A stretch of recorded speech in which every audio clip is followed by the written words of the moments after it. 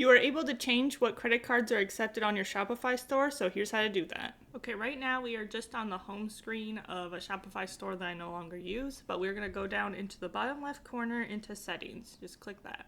Once the settings have opened, we are going to click into payments. You'll see that is about the 5th one down. Now that the payment section has opened, we are going to click manage. Now that the new page has loaded, you will see right up here we can select what cards are accepted through our store. So what major credit card can someone pay with to buy something through our shop? So we have Visa, MasterCard, American Express, Discover, Diners Club. And here you would just uncheck mark what you no longer want to accept. And you will see these rates off to the side. 4 of the 5 are the standard rates. And then we go up here for my store, the standard rates.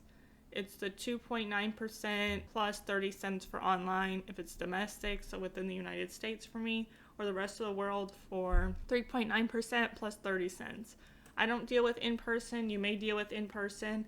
And you will see here that American Express has different rates. They are having an extra 1% on domestic purchases online. That may be a reason why you want to decline it or not accept it, or maybe you don't mind and you're just going to keep it as an option. And if you scroll down a little bit more to this wallets, there will also be other payment methods. So there's Apple Pay, Google Pay, Meta Pay, Amazon Pay, just something else to think about if you want to accept them or not. I never activated Amazon Pay, so that's something I never accepted on my site. And if you change anything, let's say I deselect American Express, just make sure you do save after you've changed. That way it stays the way you want it to.